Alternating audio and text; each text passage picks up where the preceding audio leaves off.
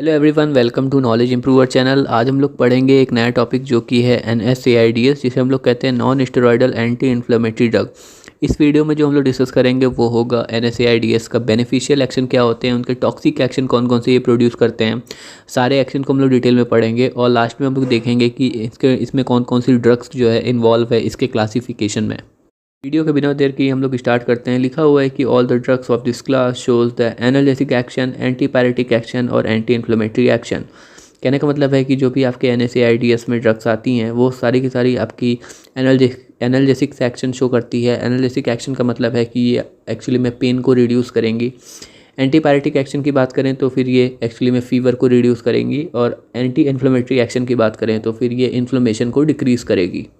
दूसरे पॉइंट की बात करते हैं तो लिखा हुआ है कि it do not produce CNS depressant action, psychological dependence and drug abuse. कहने का मतलब है कि जो भी आपके NSAIDs ड्रग्स होती हैं वो एक्चुअली में CNS को डिप्रेस नहीं करती हैं, और साइकोलॉजिकल डिपेंडेंस एक्शन भी ये नहीं प्रोड्यूस करती हैं।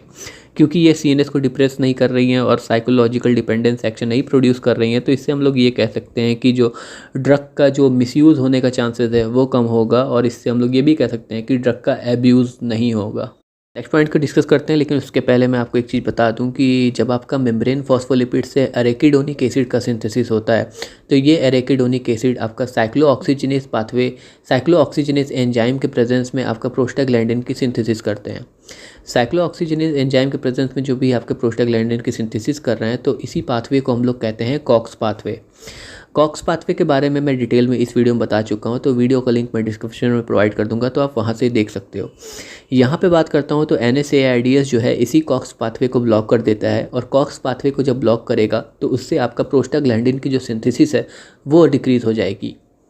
हम लोग देखते हैं कि आखिर जो प्रोस्टाग्लैंडिन का सिंथेसिस डिक्रीज़ हो रहा है तो उससे आखिर कौन कौन से बेनिफिशियल एक्शन प्रोड्यूस होंगे और कौन कौन से टॉक्सिक एक्शन प्रोड्यूस होंगे।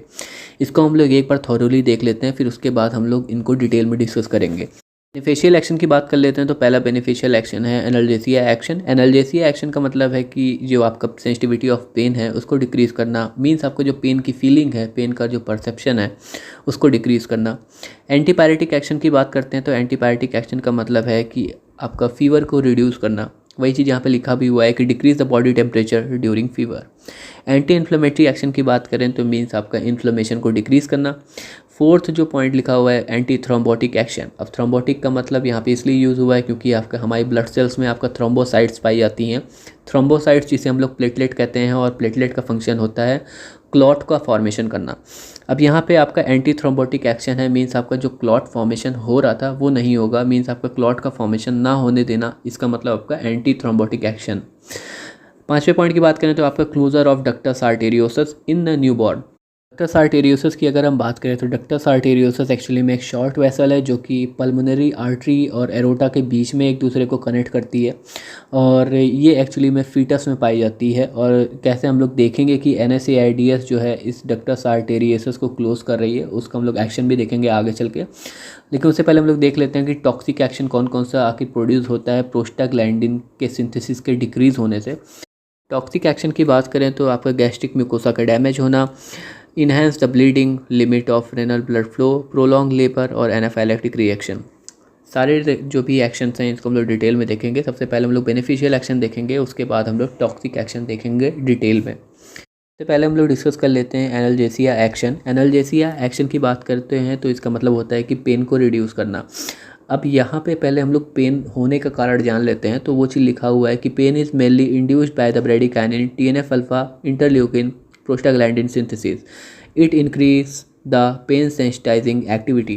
कहने का मतलब है कि जो आपका पेन जो इंड्यूस हो रहा है वो एक्चुअली में ब्रेडिकाइनिन, TNF अल्फा, इंटरल्यूकिन और प्रोस्टाग्लैंडिन की सिंथेसिस की वजह से हो रहा है। ब्रेडिकाइनिन की बात करें तो ये एक पेप्टाइड हार्मोन है जो कि आपका वैसोडाइलेशन करता है और वेस्कुलर परमेबिलिटी को बढ़ाता है। TNF अल्फा जिसे हम लोग कहते हैं ट्यूमर नेक्रोसिस फैक्टर, और ये आपका मैक्रोफेजेस से रिलीज होता है। इंटरल्यूकिन की बात करें तो इंटरल्यूकिन एक्चुअली में T लिम्फोसाइड और मैक्रोफेजेस दोनों से रिलीज होते हैं। और प्रोस्टाग्लैंडिन सिंथेसिस, प्रोस्टाग्लैंडिन की बात करते हैं तो ये एक्चुअली में कॉक्स पाथवे को फॉलो करके प्रोस्टाग्लैंडिन सिंथेसाइज होता है। तो ये सारे ही एक्चुअली में पेन को इंड्यूस करेंगे और पेन को ये बढ़ाएंगे। NSAIDs की बात करें तो ये एक्चुअली में जो मेन जो प्रोड्यूस करता है एक्शन एनाल्जेसिया एक्शन, वो एक्चुअली में प्रोस्टाग्लैंडिन के सिंथेसिस को इनिबिट करके करता है।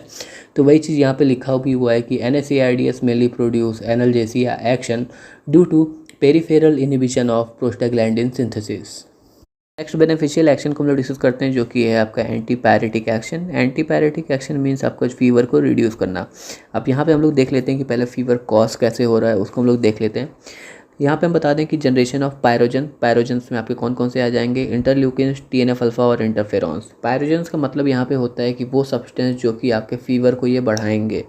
तो इंटरल्यूकिन्स, TNF अल्फा और इंटरफेरॉन एक्चुअली में ये फीवर को ये इंड्यूस करेंगे, मतलब फीवर को बढ़ाएंगे। और PGE2 जो है prostaglandin E2 releases in the hypothalamus that induce pyrogen production. PGE2 जो है एक्चुअली में ये रिलीज़ होगा हाइपोथैलेमस में और ये इंड्यूस करेगा, ये बढ़ाएगा इन जो पायरोजन जो हमने डिस्कस किया इंटरल्यूकिन, TNF अल्फा और इंटरफेरॉन्स, इनके सिंथेसिस को ये इंड्यूस करेगा और इनके प्रोडक्शन को ये और बढ़ाएगा। पायरोजन का प्रोडक्शन भी बढ़ रहा है और साथ में आपका PGE2 भी आपका रिलीज़ हो रहा है हाइपोथैलेमस में। और आपको पता है कि हाइपोथैलेमस बहुत ही इंपॉर्टेंट रोल प्ले करता है बॉडी टेम्परेचर को रेगुलेट करने में। क्योंकि आपका PGE2 आपका रिलीज़ हो रहा है उसकी वजह से आप देख रहे हो कि पायरोजन भी आपके ज़्यादा प्रोड्यूस हो रहे हैं, तो इससे आपका बॉडी टेम्परेचर आपका इंक्रीज़ होगा और उसके साथ में आपका फीवर कॉज होगा।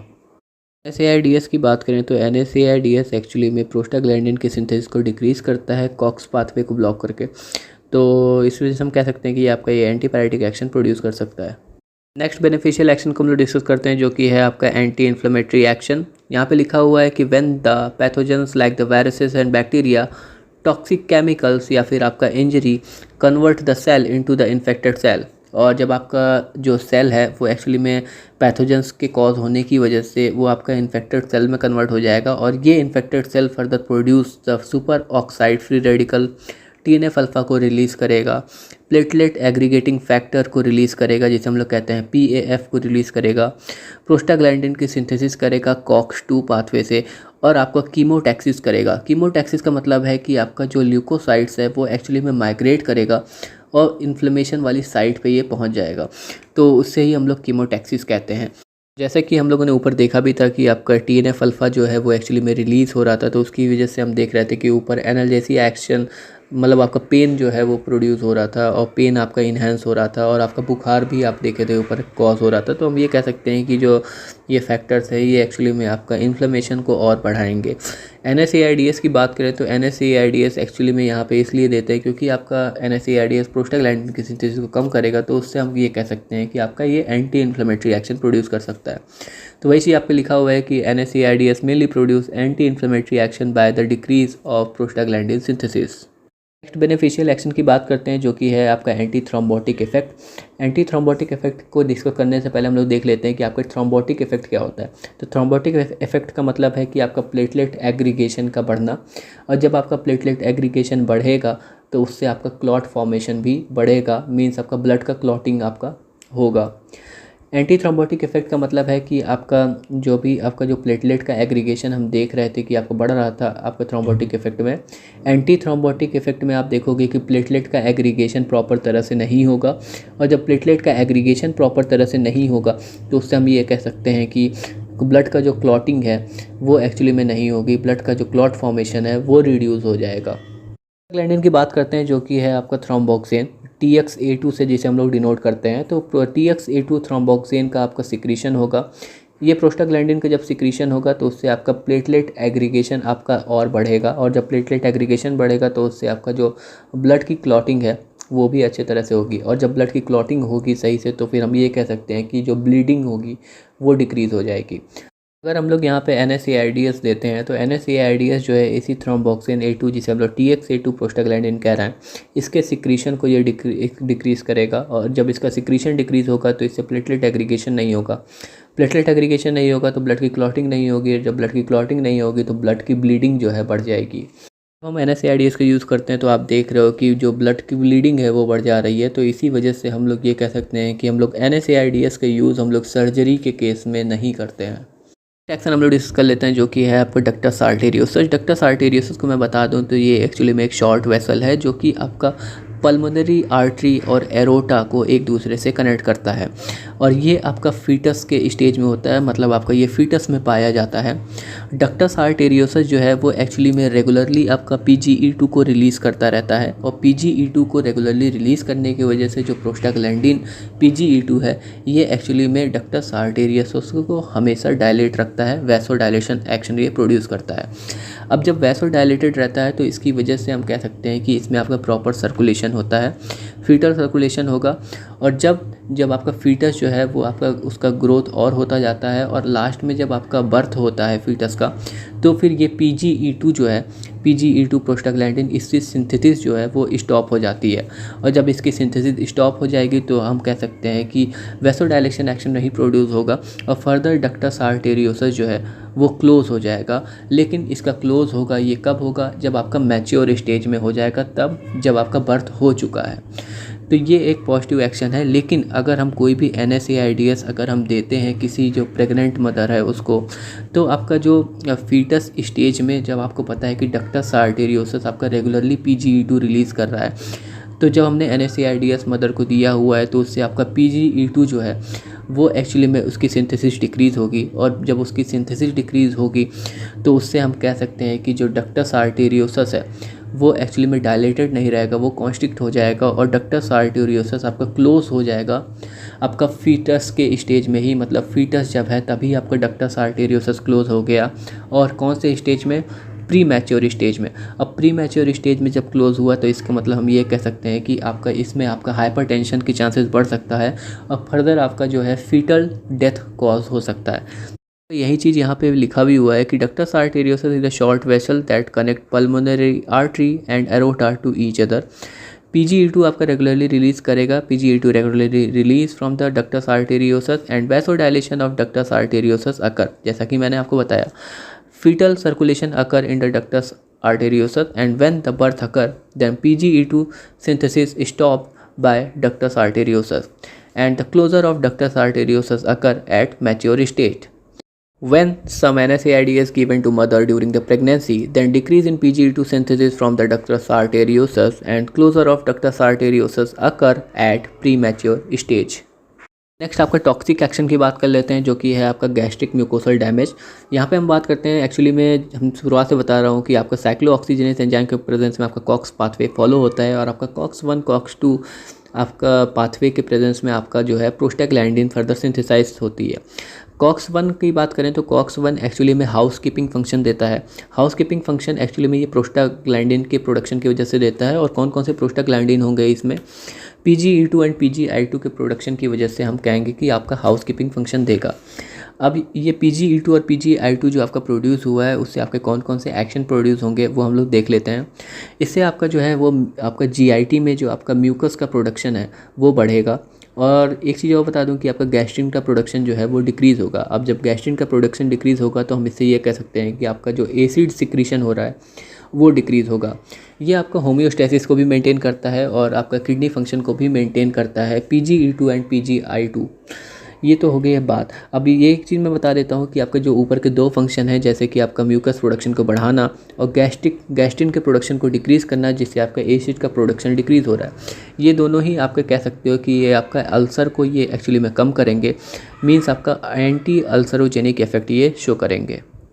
और जब हम लोग NSAIDs जो हम लोग देते हैं तो NSAIDs एक्चुअली में कॉक्स पाथवे को ब्लॉक करता है, और कॉक्स पाथवे को ब्लॉक करके प्रोस्टाग्लैंडिन के सिंथेसिस को डिक्रीज़ करेगा।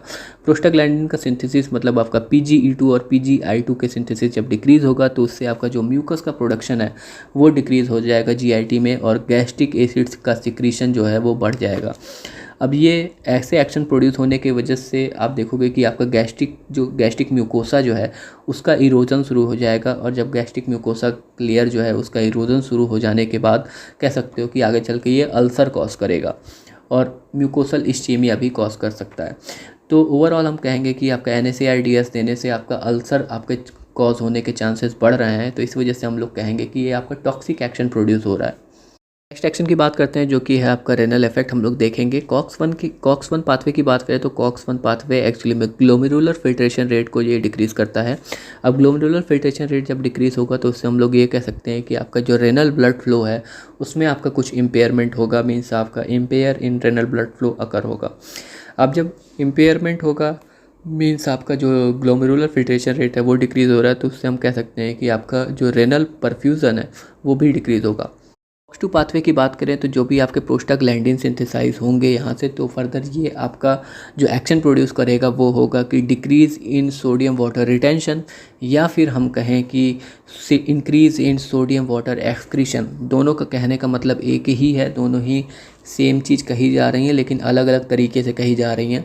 सोडियम वाटर का जो एक्सक्रीशन है, सोडियम वाटर हमारे बॉडी से जो बाहर निकलेगा वो एक्सक्रीशन के थ्रू वो एक्चुअली में बढ़ जाएगा, और जब सोडियम वाटर हमारे बॉडी में एक्सक्रीशन ज़्यादा होगा तो उससे हम ये कहेंगे कि आपका हाइपोवॉलीमिया कॉज करेगा और सोडियम का लॉस भी ज़्यादा होगा।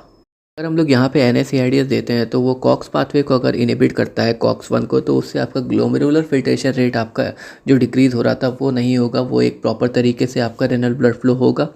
COX-2 को अगर ये इनहिबिट करता है तो उससे आप समझ सकते हो कि जो आपका सोडियम वाटर का जो एक्सक्रीशन ज़्यादा हो रहा था वो आपका ज़्यादा एक्सक्रीशन नहीं होगा, तो उससे हम ये कह सकते हैं कि जो आपका हाइपोवॉलीमिया कॉज हो रहा था वो भी आपका नहीं होगा, और सोडियम लॉस जो आपका ज़्यादा हो जा रहा था वो भी आपका नहीं होगा। यहाँ पे जो आगे लिखा हुआ है वो एक चीज़ बताना चाहता हूँ कि जब हम NSAIDs देते हैं तो ये एक्चुअली में कोई भी का इफेक्ट शो नहीं करता नॉर्मल इंडिविजुअल में, लेकिन ये अपना इफेक्ट वहाँ शो करता है अगर कोई भी पेशेंट जो है, अगर उसको CHF है या फिर आपका हाइपोवॉलीमिया है, अगर उसे हिपेटिक सिरोसिस है, और अगर वो जो पेशेंट है वो या ले रहा है डायूरेटिक्स ले रहा है, जिसकी वजह से हम ये कह सकते हैं कि उसका जो यूरिन का एक्सक्रीशन है वो ज़्यादा हो रहा है। अगर कोई आपका पेशेंट है जो एंटी हाइपरटेंसिव एजेंट ले रहा है, एंटी हाइपरटेंसिव ड्रग ले रहा है, जिसकी वजह से हम ये कह सकते हैं कि उसके यूरिन के थ्रू सोडियम का लॉस ज़्यादा हो रहा है, तो इन सारे कंडीशंस में हम लोग जब NSAIDs देंगे तो फर्दर आपके जो हम लोगों ने ऊपर इफेक्ट देखे थे तो वो इफेक्ट आपके यहाँ पे प्रोड्यूस होंगे, लेकिन नॉर्मल इंडिविजुअल्स में ये इफेक्ट नहीं प्रोड्यूस होते हैं। एक्शन की बात करते हैं तो वो है आपका पार्चुरेशन। अगर हम प्रोस्टाग्लैंडिन की बात करें जो PGF2 अल्फ़ा या PGE2, तो वो एक्चुअली में आपका लेबर कॉज करता है। लेबर मीन्स आपका यूट्रिन का कॉन्स्ट्रक्शन, और मेंस्ट्रुअल क्रैम्प का मतलब है कि आपका पेन कॉज करना मेंस्ट्रुअल स्टेज में।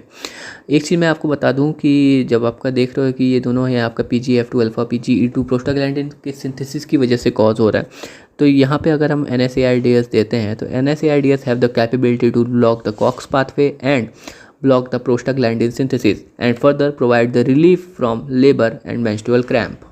नेक्स्ट एक्शन को डिस्कस करते हैं जो कि है आपका एनाफाइलेक्टिक रिएक्शन। इसमें लिखा हुआ है कि some of the NSAIDs like the aspirin inhibitor of the COX which consequent diversion of arachidonic acid to LOX pathway. कहने का मतलब है कि कुछ आपके NSAIDs जैसे कि आपका एस्प्रिन होता है वो एक्चुअली में कॉक्स को इनहिबिट करता है, लेकिन यहाँ पे आपका फर्दर कॉन्सिक्वेंट डाइवर्जन हो जाता है, जिसकी वजह से हम ये कहेंगे कि आपका लॉक्स पाथवे की तरफ आपका जो है एस्प्रिन आपका अपना एक्शन शो करता है और फर्दर ल्यूकोट्राइन का प्रोडक्शन बढ़ा देता है। अब ल्यूकोट्राइन जब प्रोडक्शन बढ़ जाएगा तो उससे हम ये कहेंगे कि आपका LTC4 और LTD4 का प्रोडक्शन बढ़ रहा है।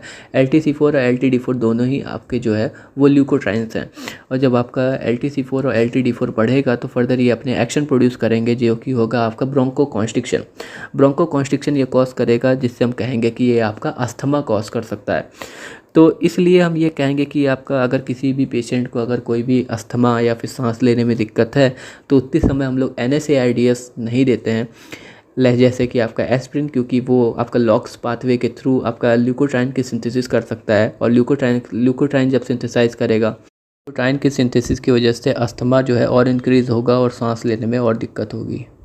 डिस्कस कर लेते हैं कुछ आपके एक्शन जो प्रोड्यूस करेगा नॉन सेलेक्टिव कॉक्स इनहिबिटर और आपके सेलेक्टिव COX-2 इनहिबिटर, इनके एक्शन को देख लेते हैं। अगर कोई भी NSAIDs जो कि आपका नॉन सेलेक्टिव कॉक्स इनहिबिटर की कैटेगरी से बिलोंग करेगा, मींस आपका जो आपका COX-1 और COX-2 दोनों को इनहिबिट करेगा, तो वो आपके फॉलोइंग आपके एक्शन प्रोड्यूस करेगा, जैसे कि आपका analgesia action, antipyretic action, anti inflammatory action, anti thrombotic effect, gastric mucosal damage करना, और फिर हम लोगों ने रेनल इफेक्ट में जो हमने एक्शन देखा था तो वो एक्शन होगा जैसे कि आपका रेनल सॉल्ट वाटर का रिटेंशन होना, और आपका प्रोलॉन्ग लेबर जो हमने पार्चुरेशन में एक्शन देखा था वो, और क्लोजर ऑफ डक्टस आर्टेरियोसस, और एस्प्रिन प्रेसिपिटेशन ऑफ अस्थमा जो कि हमने देखा था एनाफाइलेटिक रिएक्शन में।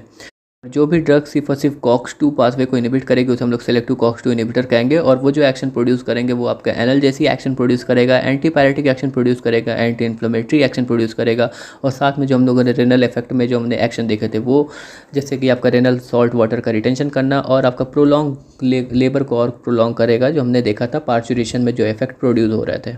कि ये वीडियो आपकी थोड़ी बड़ी है, इस वजह से मैं नॉन सेलेक्टिव कॉक्स इनहिबिटर्स और सेलेक्टिव कॉक्स-2 इनहिबिटर जबकि हम कहेंगे कि NSAIDs का जो क्लासिफिकेशन ऑफ ड्रग्स है उसको हम लोग नेक्स्ट वीडियो में डिस्कस करेंगे। बाकी अगर आप वीडियो को पहली बार देख रहे हो तो वीडियो को लाइक कर देना और चैनल को सब्सक्राइब भी कर लेना। बाकी हम लोग मिलते हैं नेक्स्ट वीडियो में। Okay bye.